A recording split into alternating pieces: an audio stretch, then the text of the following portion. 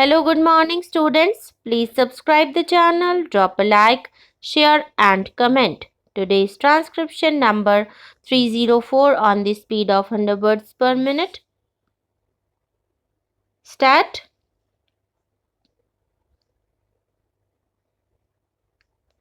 In view of the fact that elections to the legislatures and the local representative bodies are now a permanent feature of the life of the nation, it has become urgently necessary to put the election machinery in the districts and their subdivisions on a more satisfactory and well thought out basis.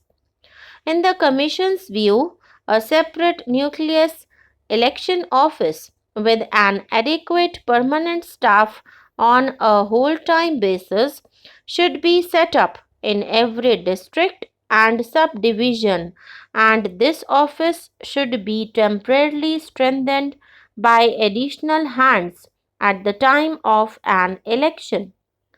The district or subdivisional election officers may normally be part-time officers who must, however, be relieved of most, if not all, of their other duties at the time of the elections.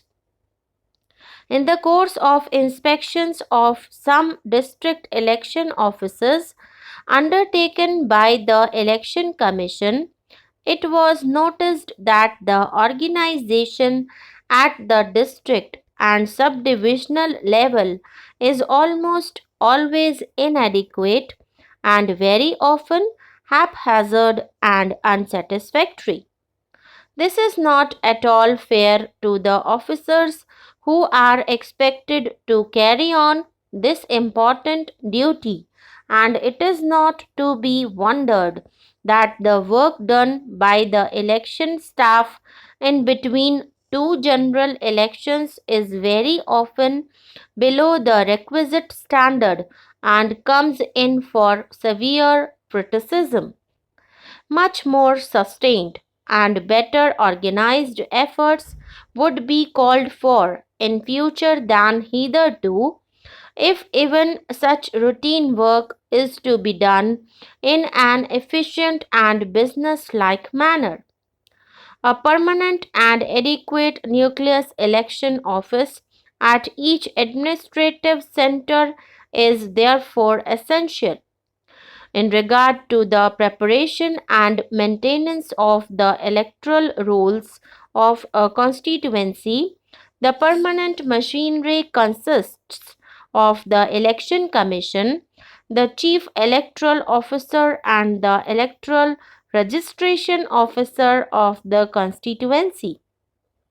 There is an electoral registration officer for each assembly constituency, and it is his responsibility to prepare and annually revise the electoral roll for the constituency as required by law.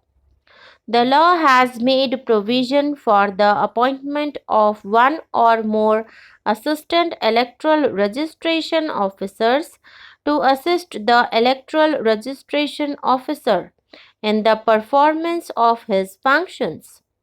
Every assistant electoral registration officer is subject to the control of the electoral registration officer competent to perform all or any of the functions of the electoral registration officer. The electoral registration officer, who is an officer of the government, is nominated by the Election Commission. The assistant electoral registration officers are also appointed by the Election Commission. Generally, officers of the status of deputy commissioners, collectors, deputy collectors, tahsildars, etc., were appointed as electoral registration officers, while officers junior to them were appointed to assist them as assistant electoral registration officers. For each parliamentary constituency, a returning officer is appointed by the Election Commission. He has to be an officer of government. One or more persons who are also officers of government are appointed as assistant returning officers to assist him in the performance of his functions. Whenever by elections or general elections are to be held, the returning officer comes into action. Subject to the approval of the Commission, the returning officer selects the polling stations for his constituency. He also makes all preparatory arrangements for the holding of the poll. He appoints the personnel required for the conduct of the poll. The size of the polling personnel depends on the extent of the constituency and the number of polling stations. The returning officer's duty continues until the last candidate has lodged his account of election expenses. The assistant returning officers were originally debarred from performing any of the prescribed functions of the returning officer which related to the counting of votes unless the latter was unavoidably prevented from performing such functions. In a large constituency, it sometimes becomes necessary to count votes at different places. As the assistant returning officers were not permitted to do this, the returning officer himself had to count votes at all such places one after another. This often resulted in a good deal of avoidable delay. Under the amended law, the assistant returning officers are now eligible to undertake the counting of votes, subject to the overall control of the returning officer. The only function of the returning officer which an assistant returning officer is not competent to perform at present is the scrutiny of nomination papers. Even this he is permitted to undertake if the returning officer is unavoidably prevented from holding such scrutiny himself.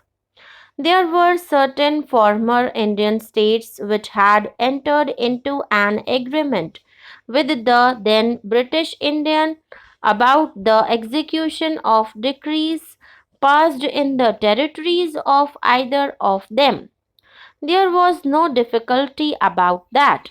With respect to the decision of the Bombay High Court, I find that there were more than 200 states in that small part known as Saurashtra, and there were other states also in Gujarat. There were some states like Kolhapur and others in Maharashtra. In respect of many of these states, probably I think there were agreements between the British India and these states.